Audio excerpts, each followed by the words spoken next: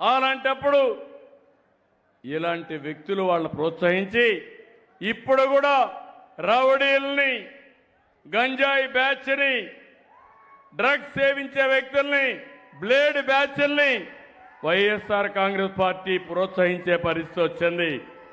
ఇక్కడుండే మీరు గుర్తుపెట్టుకోవాలి, 2 ఏళ్లలో ఎక్కడా లా అండ్ ఆర్డర్ ప్రాబ్లం లేదు.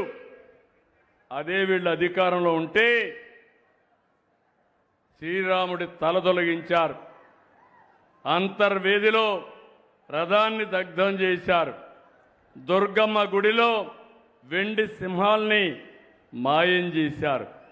ఒక్కదానిపైన కూడా చర్య లేదు. నిన్నే ఆదోని శివాలయంలో ఒక యువకుడు ఏకంగా అక్కడ పెట్టే దీపం, ఆ దీపంలో పోయి సిగరెట్ వెలిగించుకునే ధైర్యం చేశాడు. అదే ఈ ప్రభుత్వంలో ఎవరు చేసినా వాళ్ళని వదిలిపెట్టమని మరొక్కసారి గట్టిగా హెచ్చరిస్తున్నాను. ఇంకొక పక్క దేవాలయాలన్నీ అపవిత్రం చేశారు.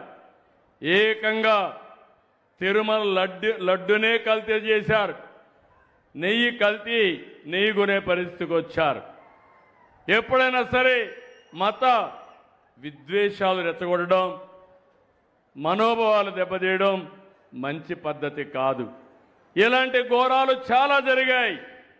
అలాంటి ఘోరాలు జరిగితే ఈరోజు మనం అన్ని కూడా ప్రక్షాళన చేశాం. ఇప్పుడు సోషల్ మీడియాలో కొంతమందిని పెట్టుకున్నారు. నిన్నెవరో నేను చూశాను, ఎప్పుడు నాకు ఇలాంటి వాళ్ళతో ఎప్పుడు చూడలేదు. నేను ఒకటే చెప్తున్నా, ఎక్కడైనా సరే మారుమూల ప్రాంతంలోనైనా సరే రౌడీ అనేవాడు ఉంటే, మా ఆడబిడ్డల జోలుకొస్తే అదే చివరి రోజుగా ఉండాలి. అలాంటిది ఒక రాజకీయ పార్టీ, ఒక వ్యక్తి, రావణ్ అనే వ్యక్తి పురాణాలను దూషించాడు, రాముణ్ణి సీత పైన నీచంగా మాట్లాడాడు, తీవ్రవాదాన్ని పాకిస్తాన్ సమర్థించాడు. అలాంటి వాళ్ళకు అండగా ఆర్థిక సహాయం ఈ గొడ్డలి పార్టీ చేసే పరిస్థితి వచ్చింది. ఎంత బరిదిగింపని అడుగుతున్నా, ఇది న్యాయమని అడుగుతున్నాను. మీకు ఇవన్నీ నేను చెప్పాలి, మీలో కూడా చైతన్యం రావాలి, మీ ఆలోచన విధానంలో మార్పు రావాలి.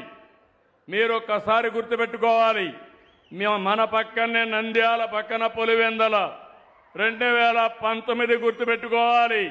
నేనే ముఖ్యమంత్రిని.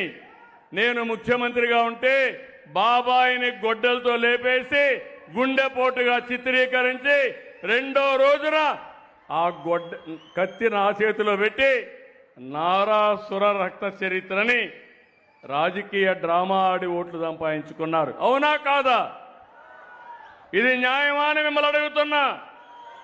ఒక ముఖ్యమంత్రి పైన ఇలాంటివి చేస్తే, అబాండాలు వేస్తే మీరు ఒక లెక్క అని మిమ్మల్ని అడుగుతున్నా.